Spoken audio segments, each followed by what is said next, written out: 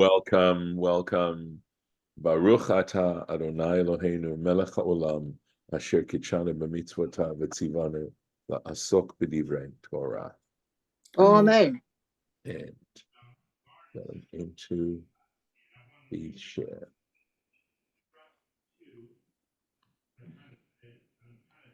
So we of course, we have started the book of Leviticus, and with this, there's this catalog, I might say, of various offerings.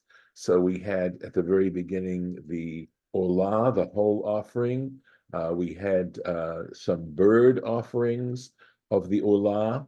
We also had meal offerings. And now we're talking about Shlamim. We're talking about peace offerings or offerings of well-being, something like that. And the Torah basically says what animals, what gender the animals need to be, etc., etc. Again, just to emphasize that the idea of bringing these offerings is a way it's a way of offering up one's self. And that's why part of this involved the owner, the person who was bringing this offering, leaning on the head of the animal.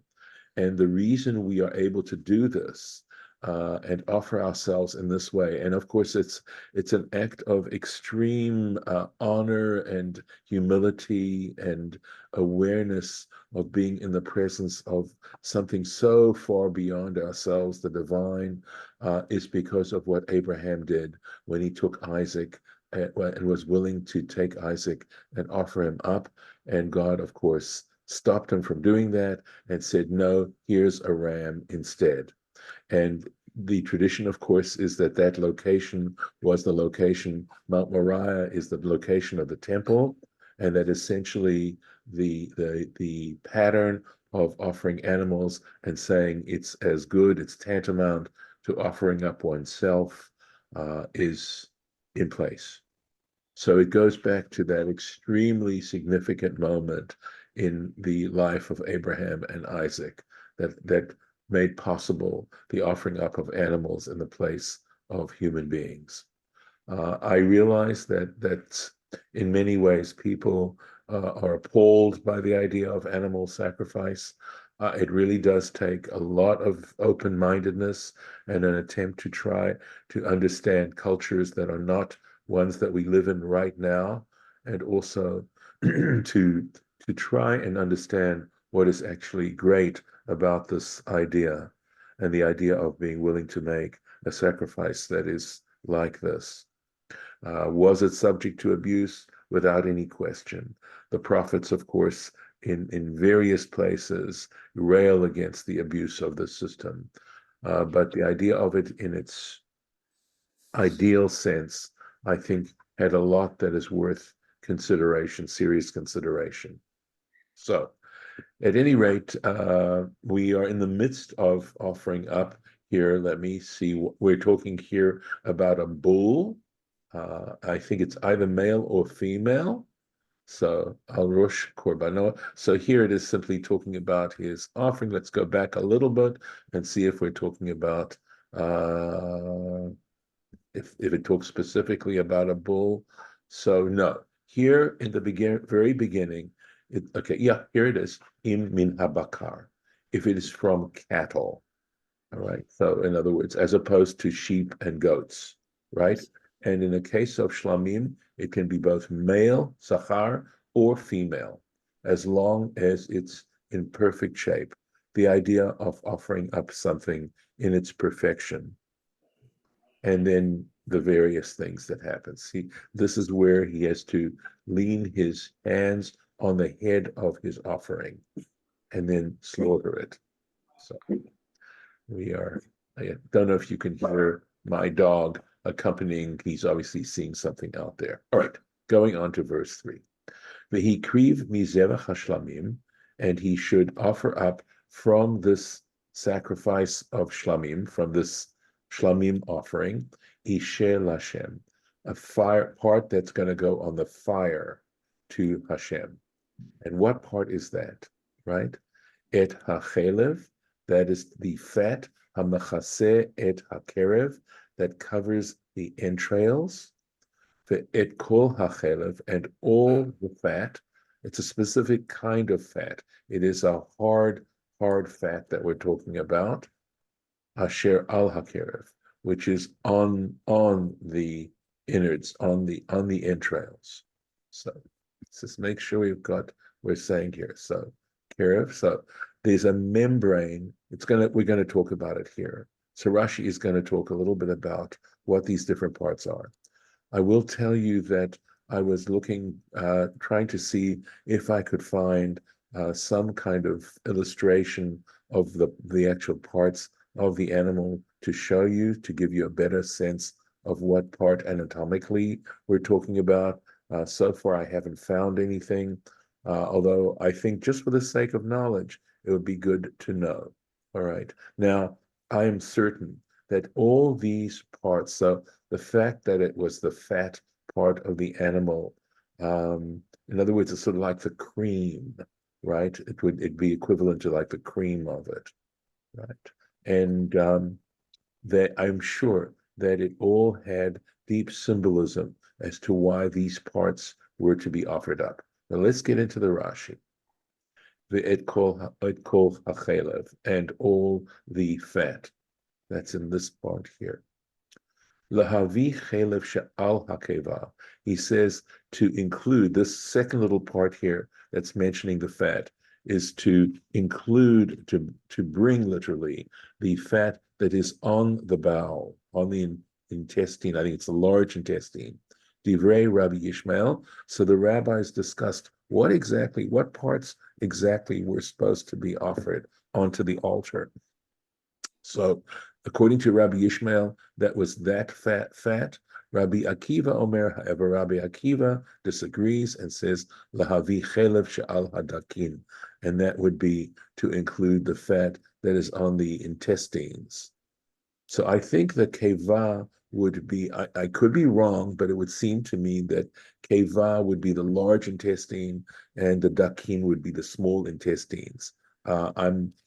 I would not say that with absolute certainty, but Well, there's a distinction. Do you have something? Kabod says, the first one says it comes to include the fat that is on the maw, and then in parentheses it says the lowest stomach, and all the more so the fat upon the intestines. So I think, because we're dealing with ruminants here, Yes, we and are. it's a slightly different Okay. anatomy. Yes. So let me see if I can hold on a second. Let me see if I can put that note in. Thank you, Lauren. Yeah, I mean, I'm limited. Okay, so let's say, okay, this is Chabad. Chabad. The more. So that's one of the stomachs. What are we saying? It says in parentheses the lowest stomach, Okay, and all the more so, comma, the fat upon the intestines, okay, close parentheses. right. Uh, But you could put and the I was intestines, saying yes, or as you would say, intestines, yeah. the British way. Okay, if it is, I don't even know that. It is because I've seen it on British Fat medical shows. over the intestines. Okay. Oh, you scratched out the maw. Oh, sorry. 1 second.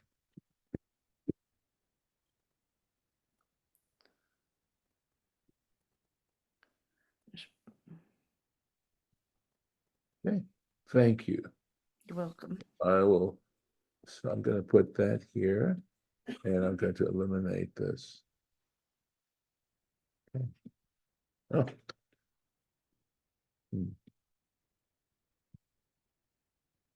Very good. Okay. So going on, I think there's a little more Rashi on this. I'll double check. No, it doesn't look like there's more Rashi here. I just want to make sure it doesn't continue. All right, there we go. All right. So we go on to the next little verse. That's not where it ends. Okay. Ve'et shtei haklayot, and the two kidneys, ve'et hachelev asher aleihem, and the fat which is over them. Asher al ha-salim, which is over the loins.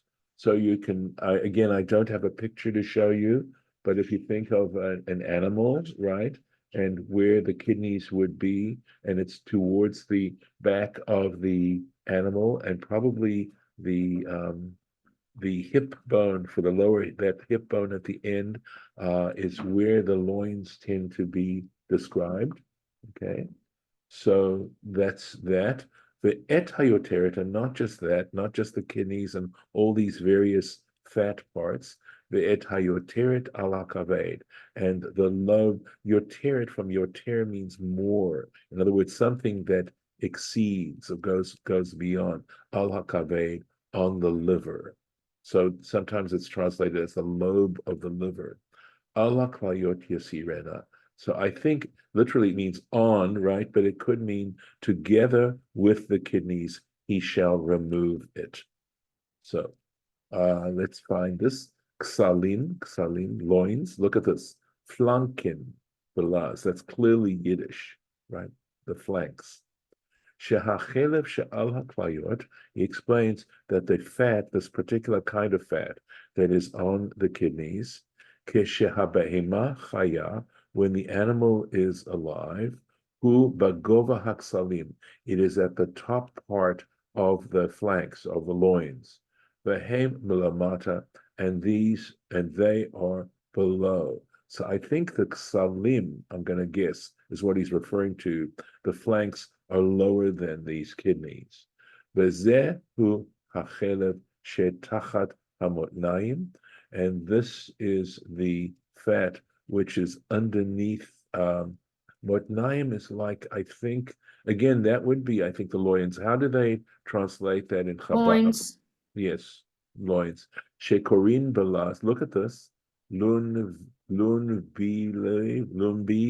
something like that. Lonbell. Lonveil.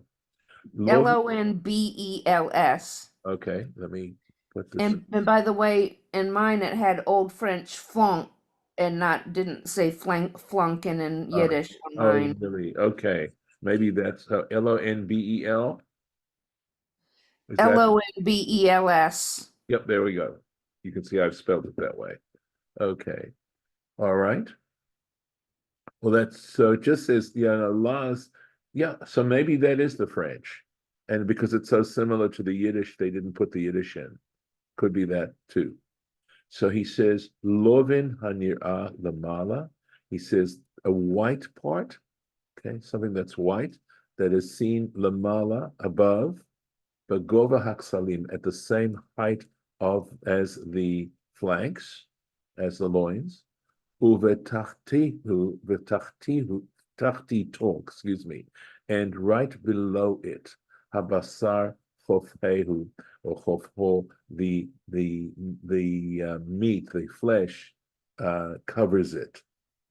So you can see that Rashi also, without being able to have the privilege of doing illustrations, is trying so hard to give us a way to visualize what's going on here. Hayoteret, hu dofan hamesech, maybe, right? This is the membrane. Hamasach, forgive me. Masach is something, a dofan is a wall, a masach is like a screen. So in other words, a screen, or a membrane, shekorin ibrei. So uvelashon Arami, and in Aramaic, it's called tagra de kavda, right? So that would be apparently tagra means the lobe of the liver. So the shape in which the liver is, and there must be some protruding piece that sticks beyond the basic outline of the liver. Al hakaved, on the liver. Sheyitol min hakaved ima. So this is what I said. This is how we translated it, right? That he should take some of the liver, that is the lobe, of course, with it, ma'at, a little bit. Uvemakom acher, and in another place in Scripture, it's talking about in the Torah, uomer ve'et hayoteret min hakaved, and there it says, and the yoteret, the lobe from the liver. Ala kaved ala klayot, on the liver, or together. I think this means the liver together with the kidneys. Levad, apart. He says here it means kaved. In other words, separate from the liver. Ulevad min haklayot yasirenu lazol. So it's interesting. He says that and apart from the kidneys, he should remove this part. So I think possibly what he's saying is that there are parts of these innards that are removed at this time with this membrane or with this fat or something like that. So again, this leaves a lot of room for interpretation as to what this all symbolizes. Vahiktiru oto b'nei Aaron, and by the way, these parts I believe are called the amorim. The amorim, they're the parts that go up onto the sacrifice, onto the altar itself, as you're going to see. Vahiktiru oto b'nei Aaron, and the sons of Aaron should cause it to smoke.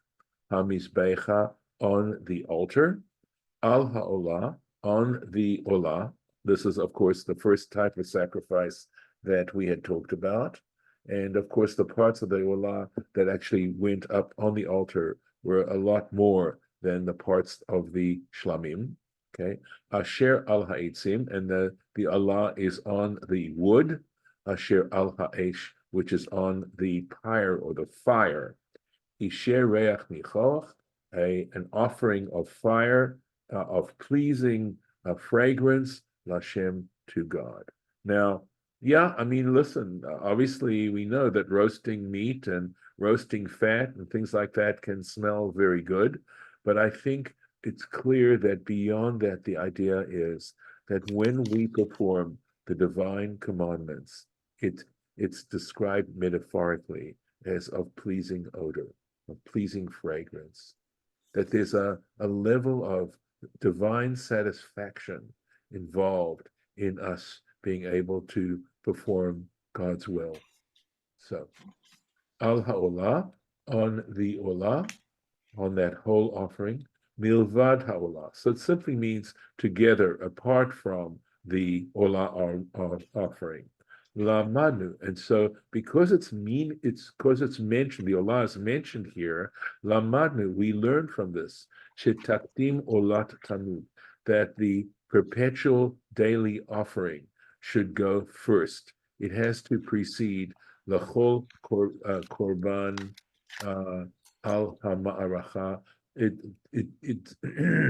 It precedes any other offering which is placed on the wood of the altar or on the altar itself.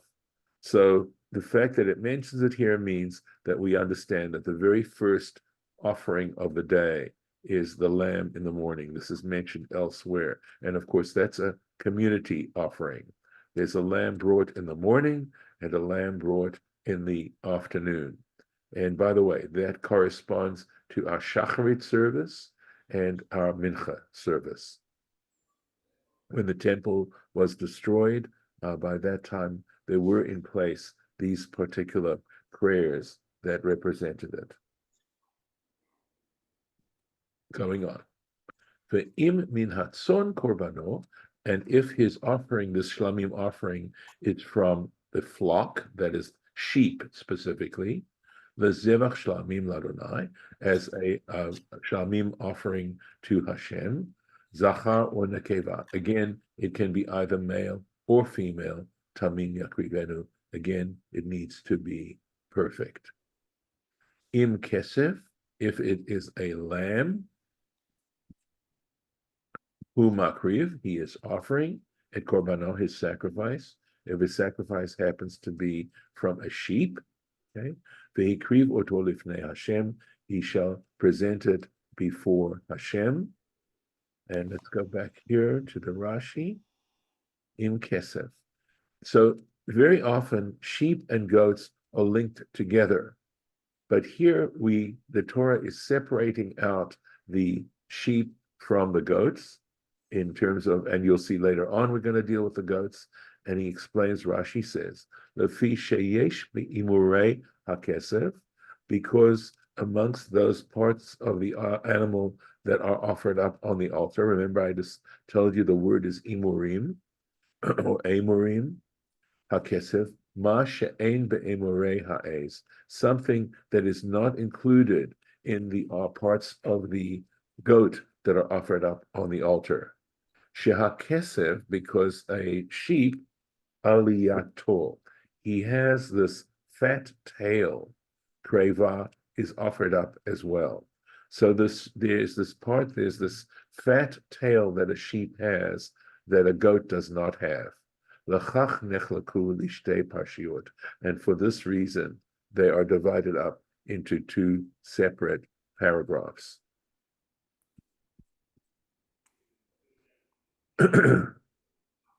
Im kesev, if it is a sheep, umakriv et korbano, he offers up his sacrifice.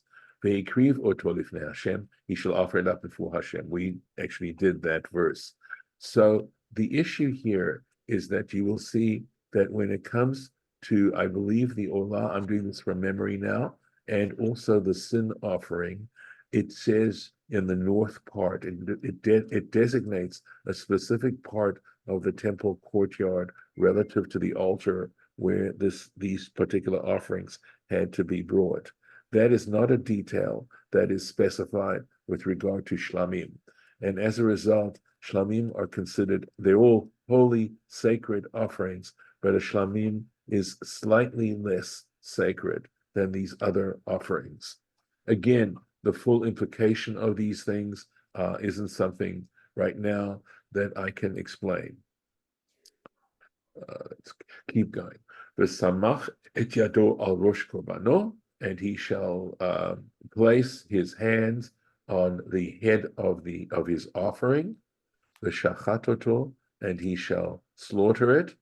Ifnei ohel moed, before the tent of meeting. V'zarku v'nei Aharon, right? This is a repetition in some ways of what was said before, but we want to be detailed as to what was going on according to its laws. These are laws, right? And the sons of Aaron should sprinkle its blood al hamizbeach saviv, all around the altar. V'zarku, so v'zarku, and they should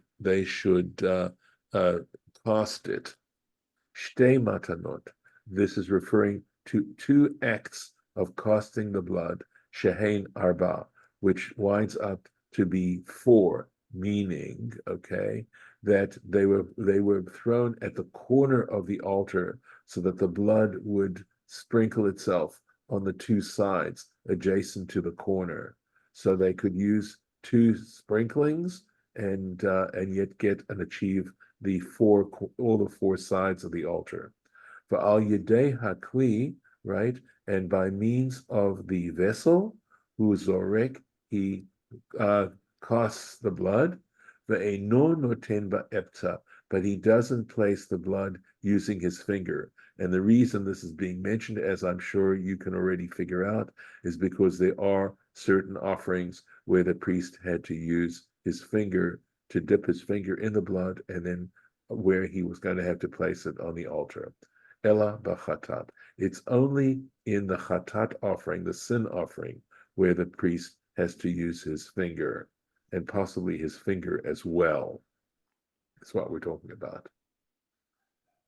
V'hikriv mizevach hashlamim ishel Hashem, and now we're talking about the imurim, right? And he shall offer up from the sacrifice of shlamim ishel Hashem, a part that is to go on the fire, right? That should be burnt.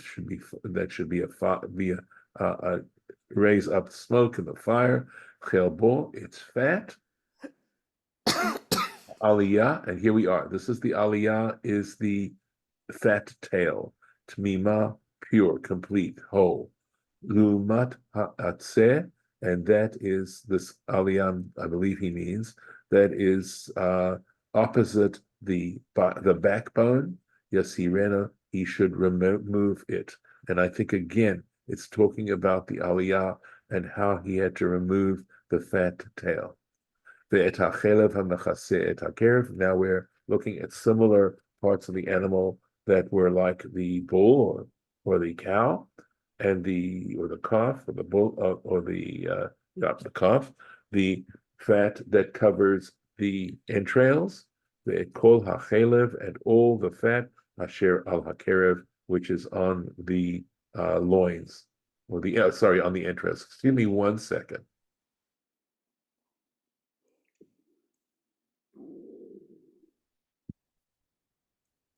Ve'et shtei haklayot, and the 2 kidneys, ve'et hachelev asher aleihem, and the fat that is upon them, asher al haksalim, that is right, which is on the loins or next to the loins, right? But I think it's actually over the loins. Ve'et hayoteret, and the lobe al hakaved of the liver, al haklayot, with the kidneys or next to the kidneys, yasirena, you should remove it.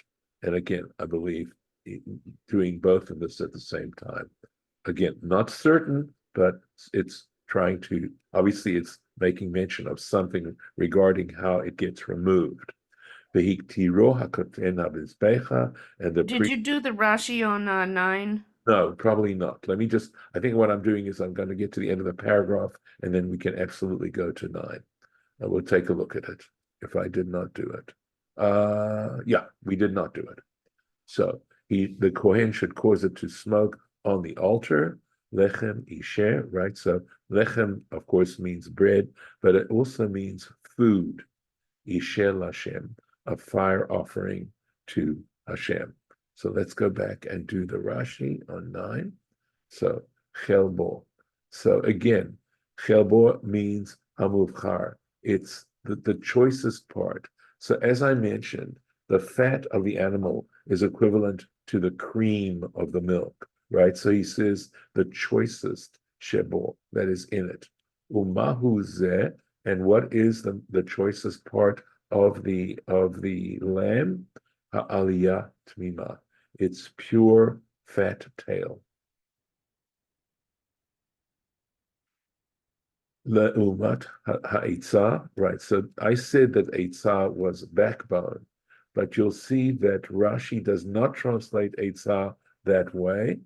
Okay, he says lemala min haklayot hayoatzot. He says above the kidneys which give advice. So they believed, of course, that the various parts of the body were responsible for various functions of the human being, and they believed that the kidneys were that part of the anatomy that, in a sense, assisted us in making decisions. So whether or not they felt it acted in a conscious kind of way, the kidneys acted in a conscious kind of way, say like the brain, or whether they felt the kidneys and the way they reacted to various situations and in terms of their health, etc., was how people would realize what the right thing to do or the wrong thing to do. I'm not certain. Again, there may well be studies on this particular topic, but they are associated with advice. Now let's take a look at it. So I'm looking to see how Onkelos translates the word ha'atzeh. Let's see if we can find it. Here we go. Okay, so he uses the word shazarta.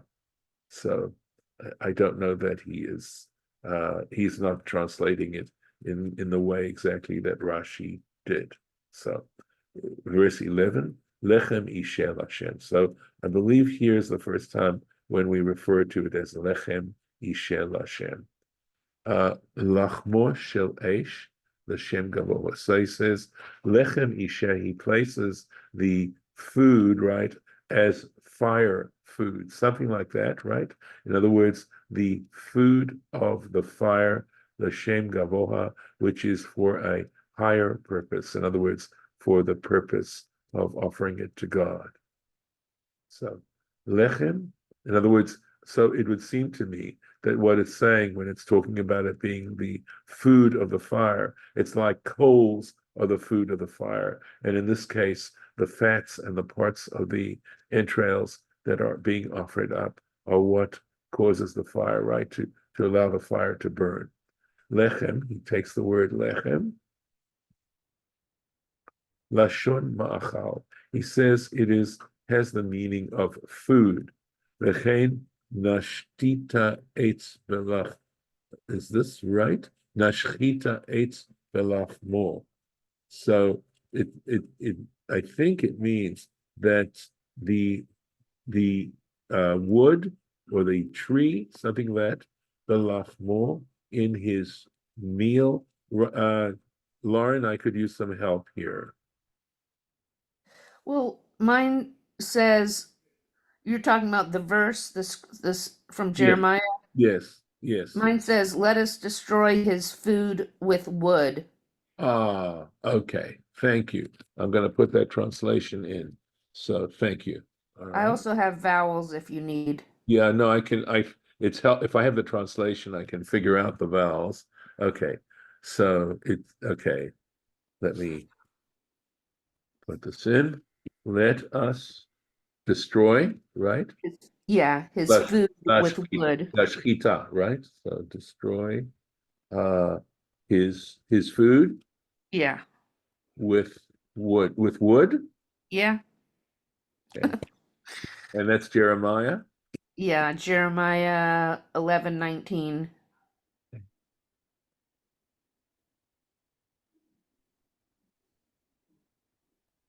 Thank you. Okay.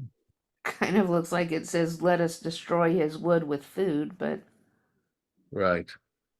I know. I know. Well, the b here is what gives yeah, it. So yeah. avad, this is I recognize this is actually this is Belshazzar's feast, I believe, referring. So this would be from the book of Daniel. Avad Mm-hmm. lechem rav. He made a great feast. Okay. Uh lischok osim lechem, and lischok, of course, means to make sport. They make a feast to make sport, something like that. And this is a good place for us to stop at this And point. that's Ecclesiastes. Aha, And aha. it says, joyous occasions is what they say. I know litzvok Oh, is laughter, so yeah. whatever. Oh, Play. I get those two confused. so Ecclesiastes. Mm-hmm. So it was Daniel 5:1 and Ecclesiastes 10:19. And what was the translation there? They say joyous occasions. Interesting. Okay, so I didn't know the context. Okay, so all right. Well, that makes sense. Let me put Oh, this. it makes sense for what we're talking about, but it doesn't Well, translate the word as well. it's for celebrations, right? That's what they're talking about. Mm. Yeah, I because could say this hook Simcha. can also mean yes, exactly. All right. Thank you very, very much. Okay, let's go. Let's make sure. Let's see. Okay. Find the place for where we can start. Nope, I think we have to go back. We start at 12, I guess. Right here. This is it for MAs, referring to a goat. So put that here. That's where we'll start with God's help tomorrow. And I'm I'll gonna, see you next week. yes, take care. I'm gonna stop the recording. Have a